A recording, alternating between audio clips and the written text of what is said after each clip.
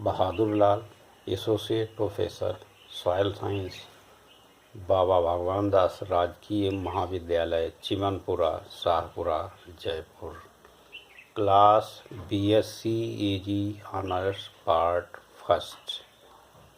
Course SSAC 111 fundamental of soil science.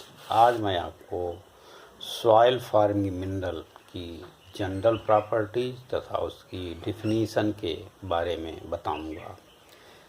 चट्टानों का विघटन, विच्छेदन, विखंडन आदि होता है, जिससे अनेक प्रकार के खनिज आपस में जुड़े होते हैं, वो अलग होते हैं, क्योंकि चट्टानों का निर्माण खनिजों से ही होता है।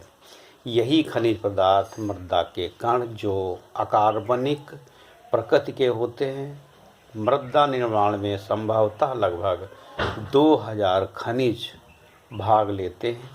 इसमें कुछ खनिज पदार्थ अधिक मात्रा में तथा कुछ पदार्थ कम मात्रा में पाए जाते हैं।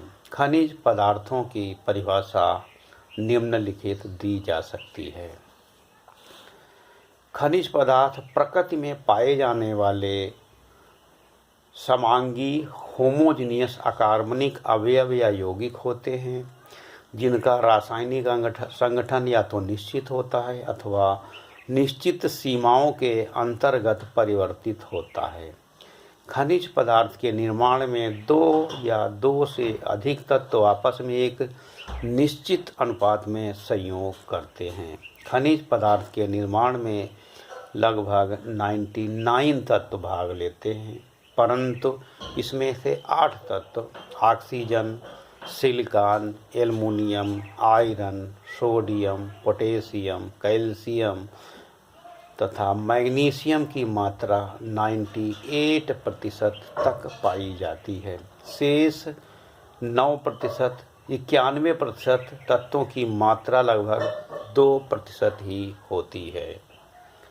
खनिज पदार्थों के सामान्य गुण, जनरल प्रॉपर्टीज ऑफ मिनरल। खनिज पदार्थों के अध्ययन के लिए उनको दूसरे से अलग पहचानने के लिए निम्नलिखित सामान्य गुणों का अध्ययन किया जाता है। अवस्था या स्टेट जिसको कहते हैं। नंबर 1 अवस्था या स्टेट। सभी खनिज पदार्थ ठोस अवस्था में होते हैं। अधिकांश खनिज पदार्थ परिमीय होते हैं, इसमें कुछ अमणिमीय भी होते हैं। इनका आकार एवं रूप भिन्न भिन्न होता है, जिसके आधार पर इनकी पहचान की जाती है। नंबर 2 कलर या रंग। खनिज पदार्थ अनेकों रंगों के होते हैं।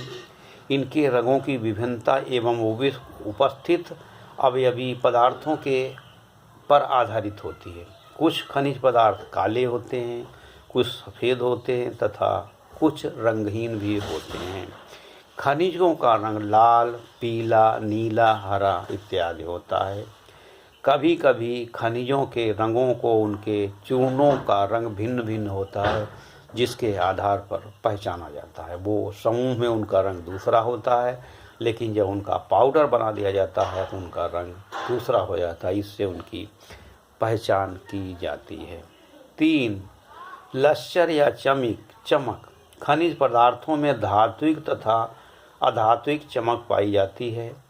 धात्विक चमक वाले खनिजों के उदाहरणों में कॉपर, सोना, ग्रेफाइट आदि प्रमुख खनिज हैं, जबकि अधात्विक चमक वाले खनिजों में कांच, मोती तथा हीरा होते हैं। 4 कठोरता। खनिजों की कठोरता से तात्पर्य उनको खुरचने से प्राप्त होने वाले परिणाम से होता है। अनेक प्रकार के खनिज इस प्रकार के हैं जिन्हें सरलतापूर्वक नाखून या किसी यंत्र से खुरचा नहीं जा सकता, जबकि कुछ खनिजों को आसानी से यंत्र खुरचा जा सकता है। इसके आधार पर उनकी पहचान की जाती है। कठोरता खनिजों का एक विशिष्ट गुण है।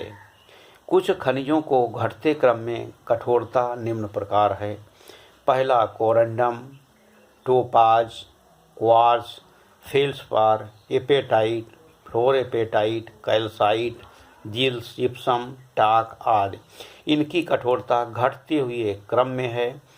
जो कोरडम उसके पहले डायमंड होता है वो सबसे हार्ड होता है, जो शीशे को काटने के काम में आता है। टेल्क, टेल्क सबसे सॉफ्ट मिनरल है जिसको हम जो है पाउडर के रूप में प्रयोग करते हैं, जो सबसे सॉफ्ट मिनरल होता है। 5. संरचना।